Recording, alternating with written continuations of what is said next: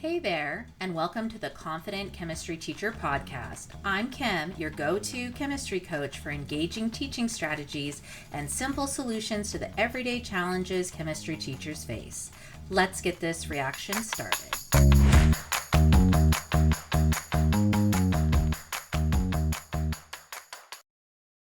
Hey chemistry peeps, thanks for listening to another episode of the Confident Chemistry Teacher Podcast.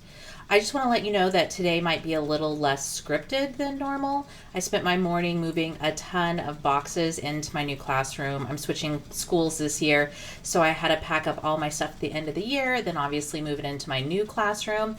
And just a little pro tip, if you guys are switching schools this year, you might want to prepare for some extra time to clean out the cabinets from the teachers that were there before you. I spent most of my morning this morning cleaning out stuff from the previous teacher, so just plan accordingly if you're also switching schools this year. So today's episode, you guys, is about 3 lab shifts that I made that helped improve student learning. Now, these lab shifts might not make it easier for us, but I'm going to record another podcast in a few weeks that are going to be like some teacher hacks that I have for labs. But obviously we want students to be learning during labs. That's one of my frustrations with doing labs, is I often feel like kids are just going through the motions, trying to get the answers down to finish the activity instead of trying to learn from the activity. So I'm going to talk about these 3 things that I now do that I really do think help increase student learning and understanding of the labs and the concepts that we're trying to get across. So the first thing that I want to talk about is I used to try to squeeze labs into a single day. And over the years, I tried that, and let's just be honest, it didn't work. I usually took about 10 or 15 minutes to describe the lab techniques, for the kids to do the pre-lab, to talk about the safety. Then the students would go ahead, get started on the lab. They'd have about 30 minutes, and I'm on 50-minute class periods, and then obviously we'd have to clean up. So usually they only got through about 2/3 of the lab. So what I do now is I try to think about having a lab as a 3-day event. Now, it's not 3 whole days, so don't worry about that. But generally, in my ideal world, I would have the students on like the day before the lab. We would kind of discuss the concept, tell them how it relates to whatever we're doing. I do like to just go over the lab techniques. I'll often record videos and show the kids those videos, or Flynn Scientific's got some really good videos. I might show them like how to do a titration a day ahead, just so they can see what the technique looks like, what the equipment looks like, and like what some of the expectations are. So the day before the lab, I like to take 20 to 15 minutes to introduce the lab. Then the day of the lab, we come in, I just do a really quick reminder on like why we're doing that, but I really reinforce the lab safety that day and the cleanup instructions. The kids obviously do the lab that day, and then I guess I said 3 things, but I guess you're going to get some bonus tips thrown in. I also, over the years, have started to write down questions for each lab that I ask the kids as I'm going around the room, like as they're doing the lab. Just some questions that I want to make sure, like, did you get this color? What was your measurement? Just to make sure that the kids are understanding and getting the correct results as we're going through. And then the day after the lab, I usually like to spend about 15 or 20 minutes doing some post-lab questions, some analysis questions, discussing as a class. Now, I don't do the problems for them, but again, I want them to be understanding the concepts and being able to do the calculations that go along with it. Now, when I grade my labs, I usually grade them, I want to say, for completion.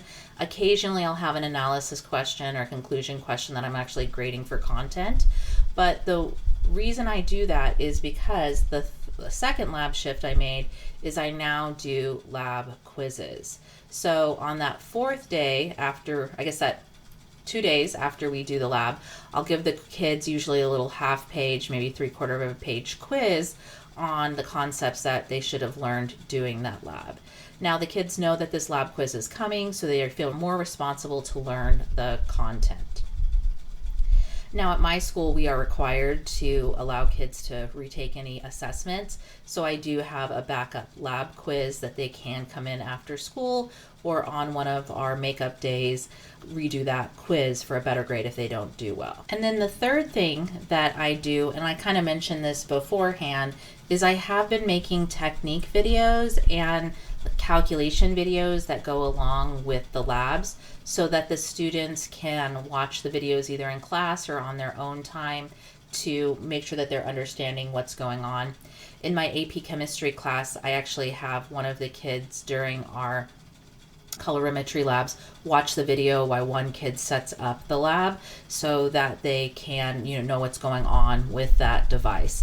So again, I feel like these lab videos are really helpful. For my regular chemistry classes, I have a video on YouTube that's like a flame test lab calculations video, and it's been up there for like a billion years, but the kids still go back and they refer to it and they appreciate it as I walk them through how to do those calculations.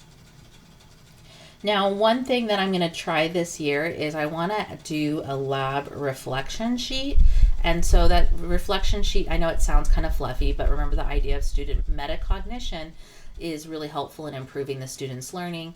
So I think I shared this a few podcasts ago, but it basically just says like the name of the lab, what was the purpose of the lab, what was the content that they should have learned during the lab, and then what could they do better on future labs. That's going to be good for students to have in their notebooks because they'll often turn their labs into me and then they don't have anything necessarily to study for like the semester exam. I'm hoping that will improve student retention and understanding of the content as well. Now, I want to mention that starting in October, I'm going to have a lab membership I'll be creating. It's called the Confident Chemistry Teacher Lab Membership. Kind of goes along with the name of this podcast. One of the things that we'll be doing in that group, because we'll be meeting monthly to discuss like how the labs are going, is as a group we'll be writing test questions. So I'd also really like to start including test questions on obviously my tests and my semester exams. Again, I just really feel like students think that labs aren't important. It's more of like a hurdle to jump through than something to learn from. And let's be honest, setting up those labs takes a lot of time and effort on our part. Grading those lab reports, quizzes takes a lot of time and effort on our part. So if I'm going to be putting all this time into an activity, I really want to make sure that it is a meaningful experience for the students. Now, I'd love to hear if you have anything that you do that you feel has really improved student learning. You can always DM me on Instagram or send me an email. I'll include that contact information in the show notes. And as always, keep experimenting, keep inspiring, and keep making your classrooms more awesome. Happy teaching!